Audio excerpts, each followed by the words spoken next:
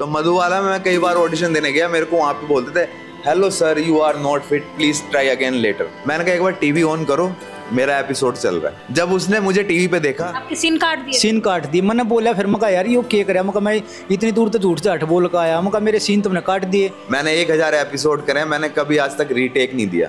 इस टाइम मैं इस लेवल पे का खिलाड़ी बन चुका हूँ, अगर मेरे सामने अमिताभ बच्चन जी भी आके खड़े हो जाए ना, तो मैं उनके सामने भी रीटेक नहीं लूंगा। ये भूतनिया ही क्यों दिखाते हैं, भूत कम क्यों होते हैं? 100 में से 80% फेक होता है। पैसा कब लगता है फिल्मों में? 10 करोड़, 20 करोड़, 50 करोड़, 100 करोड़ का बजट ऐसे ही तो पहुंचता है। बॉलीवुड के बारे में बहुत सारी नेगेटिव बातें फैलती हैं कि नशे होते हैं या गलत काम होते हैं। तो भानगढ़ किले में हमारे साथ खुद नेगेटिव एनर्जी फील करी है हमने। वहाँ पे हमने लोकेशन ही चेंज कर दी, हम नहीं कर पाएंगे वहाँ पे शूट। मतलब क्या फील किया? 10 रुपए खाट पे सोने के लिए देते हैं, 5 रुपए फ्रेश होने के लिए देते हैं, वो वड़ा पाव खा के अपना टाइम गुजारते हैं। और रही बात नशे की, ड्रग्स की और ये सब चीज, ये गे लोग ज्यादा करते हैं।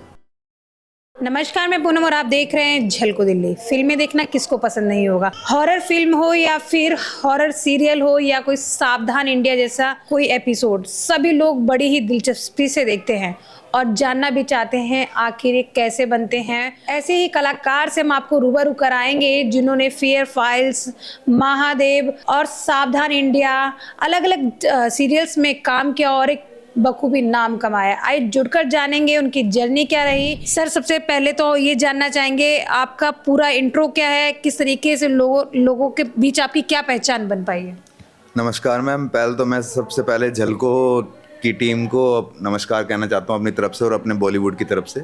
मेरे को फिल्म इंडस्ट्री में सुमित चौधरी के नाम से जानते हैं, एक्टर सुमित चौधरी के नाम से, जिसमें मेरे कुछ एपिसोड्स, फोटोज़ और हैं सीरियल। बाकी जो यूट्यूब पे डाल रखी हैं वो सब इंटरनेशनल लेवल पे चैनलों ने डाल रखी है। ZTV, star plus, colours, life okay, ये जितने हो गए ये सब इंटरनेशनल लेवल पे चलते हैं। तो ये उन्होंने अपने उस पर डाल रखे, तो उन पे वो मिलियंस व्यूज़ बहुत ज़्यादा हैं। और रहा सवाल जर्नी का, तो जर्नी का एक ऐसा हिसाब है कि मेरा बचपन से शौक था कि मुझे टीवी पे आना है। उस टाइम मैं टीनेजर था, मेरी उम्र कुछ होगी ऐसी 10-12 साल।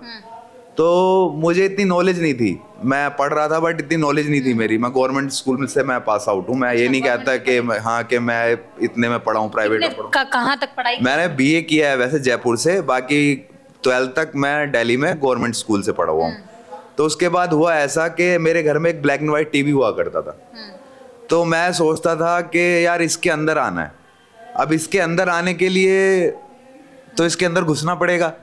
तो उसकी मैंने को ना खोल दिया टीवी को, और मैंने ना उसकी पिक्चर ट्यूब को ना कट मार दिया, तो उसमें धुआं निकल गया।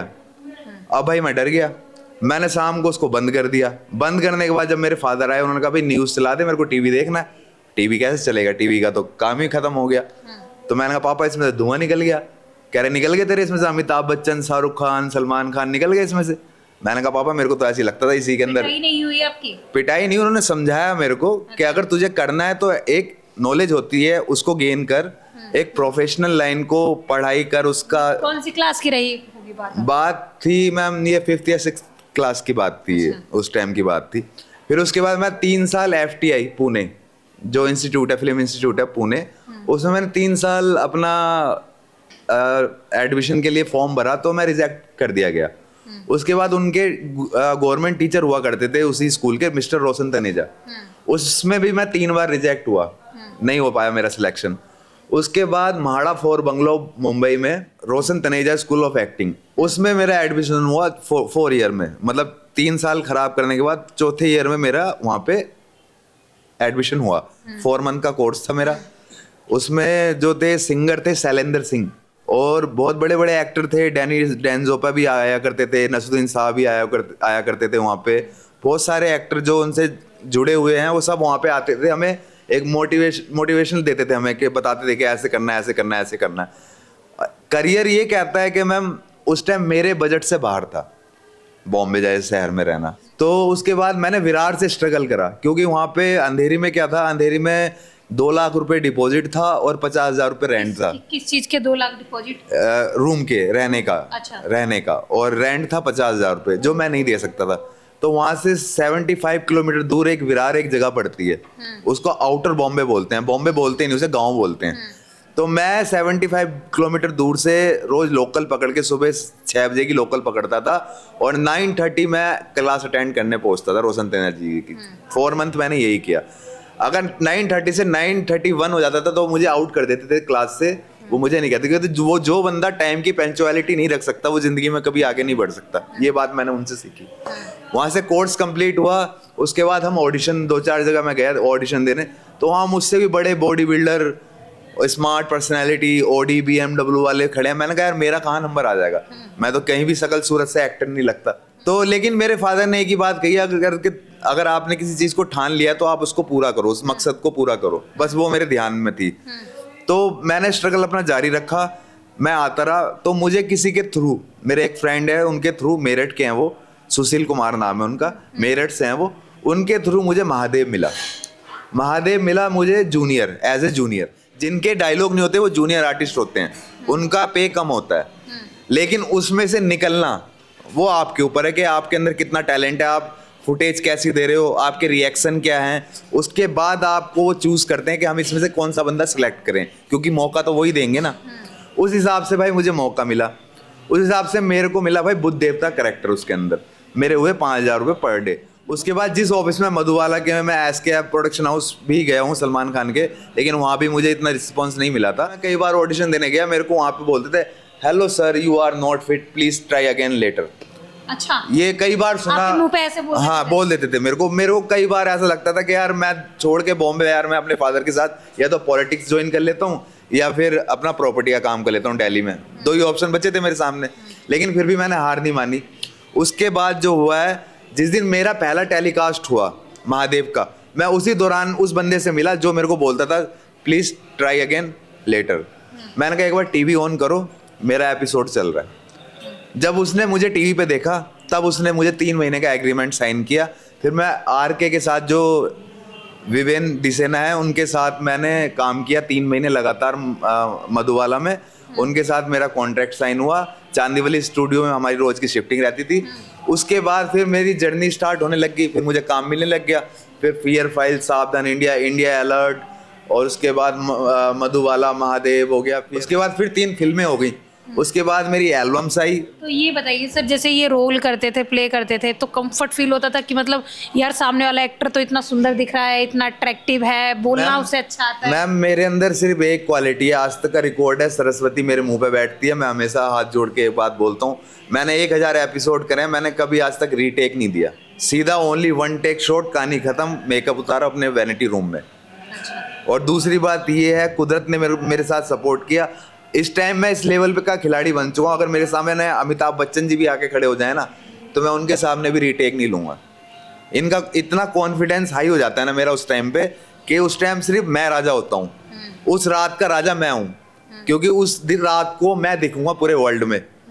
तो वो कॉन्फिडेंस मेरे अंदर अपने आप ऐसा पैदा हो जाता है कि सामने वाले की एक्टिंग खा जाता हूँ मैं। किस तरीके के कैरेक्टर करते थे जो ये सीरियल से या फिल्मों में? मैं, मेरा स्वभाव शुरू से रहा है, एक तो मैं जाट, वो कहते हैं ना जाट 16 दूनी 8, तो मेरा जो रहता था, मैं विलन प्ले करने में ज्यादा इंटरेस्ट रहता था, क्योंकि वो काम मेरा इससे फटाफट हो जाता था। अच्छा। वो लड़ाई झगड़े मारपीट करना, क्योंकि लवर बॉय तो मैं बन नहीं सकता, वो तो मैं कर नहीं सकता। हाँ, विलन मैं करता हूँ, विलन में मुझे शाबाशी मिलती है। जिस डायरेक्टर के साथ मैंने काम किया उसने मेरी पीठ ही थपथपाई है। मतलब सीरियल्स में दिखाते हैं अचानक से गाड़ियों पर इतना तोड़ फोड़ कर देते हैं, और मतलब अचानक से कोई स्टंट करते हैं, तो ये क्या रियल में होता है या कंप्यूटराइज होता है? ये मैं बता देता हूँ आपको। देखो, एक फिल्म बनाने का जो होता है ना, जैसे एक माँ 9 महीने में अपने बच्चे को जन्म देती है ना, वैसे एक प्रोजेक्ट बनता है एक डायरेक्टर के लिए, वो एक बच्चा है। कुछ काम होते हैं VFX के, कुछ काम होते हैं क्रेन के, कुछ काम होते हैं डमीज के। डमी इन द सेंस के जैसे गाड़ियां हैं, अगर आप गाड़ी का एक्सीडेंट कर रहे हो तो आप नई BMW का तो एक्सीडेंट करोगे नहीं, कोई पुरानी डम्मी उठा के लाओगे, उसे पेंट करोगे, उसमें पैसा लगाओगे। पैसा कब लगता है फिल्मों में? 10 करोड़, 20 करोड़, 50 करोड़, 100 करोड़ का बजट ऐसे ही तो पहुंचता है। उसके बाद पीछे ग्रीन क्रोमा लगाया जाता है, फिर दोनों को भिड़ाया जाता है। अब वो पुरानी गाड़ी है, उनमें क्या नुकसान होना है मैम? फिर वो VFX से करके अपन उसे नया दिखा देते हैं। जनरली हम लोग सुनते हैं कि फलाना एक्टर है, ये इस तरीके से उसने नाम कमाया, सड़कों पर सोता था, इस तरीके की ये बिल्कुल हकीकत बात है। ये बिल्कुल हकीकत बात है, इसमें कोई भी एक्टर झूठ नहीं बोलता, क्योंकि ये मेरे साथ भी हुआ है। क्योंकि ऐसा होता है, टाइम आप सड़कों पे सोए हैं? मैं कम से कम 15 दिन मैंने सड़कों पे गुजारे हैं, और 1 महीने गुरुद्वारे में खाना खाया है मैंने। बंगला साहिब जैसे गुरुद्वारा होते हैं वहाँ पे भी। तो कि बोलते हैं कि एक्टर कहीं अपनी कहानी बनाने के लिए? नहीं, ऐसा कुछ भी नहीं है मैम ऐसा होता है, मैं सीरियसली बता रहा हूँ ना आपको। जैसे 1:40 की लास्ट लोकल होती है।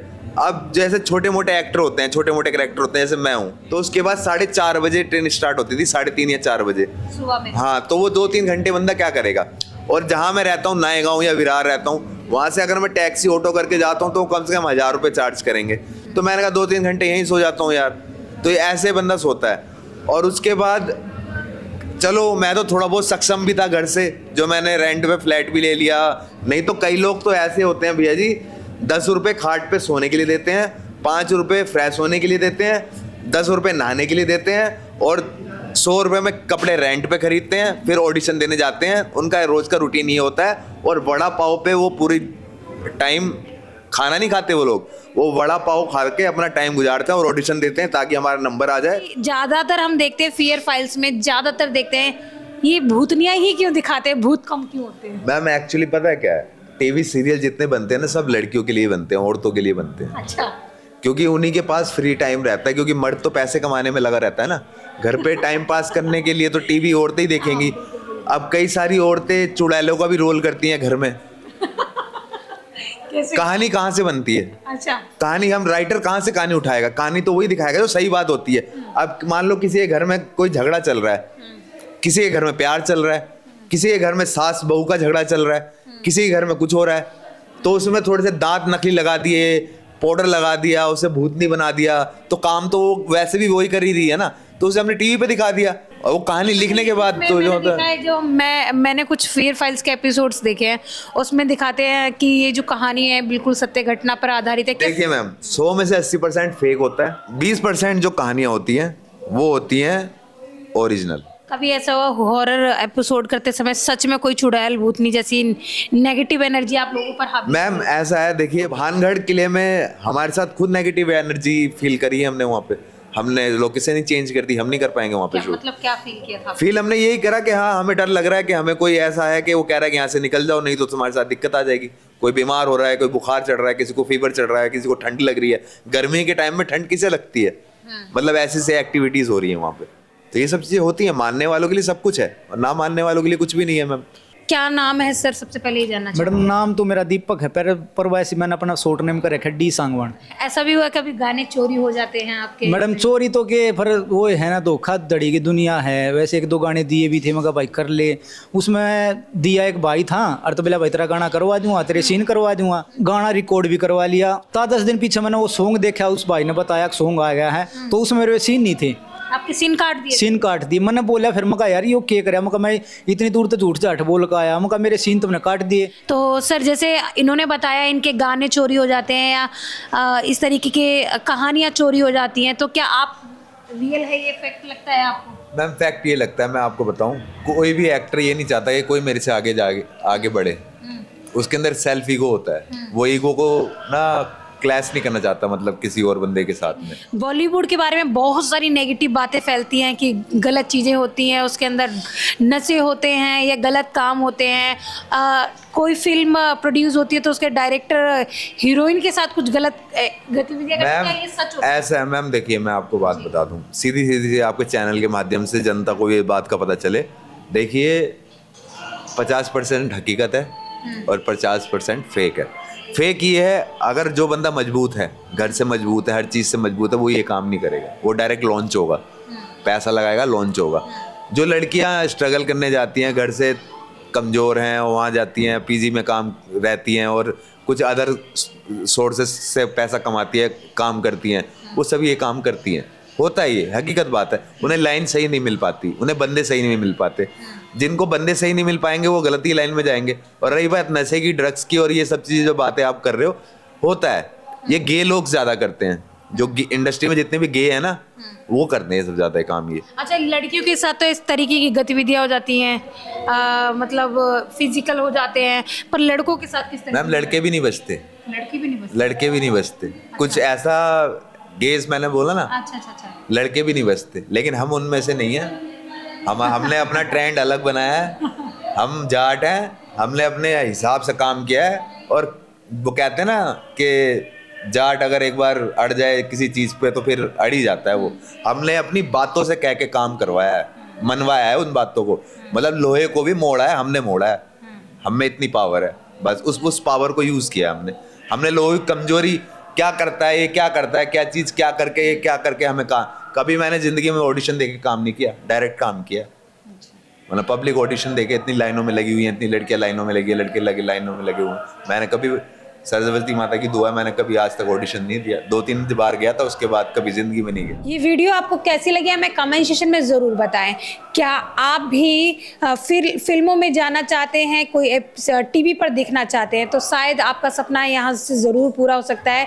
आपके कोई सवाल हो तो हमें कमेंट सेक्शन में ज़रूर बताएं। इसके साथ ही देखते रहें झलको दिल्ली में कैमरामैन नरेश के साथ पूनम। झलको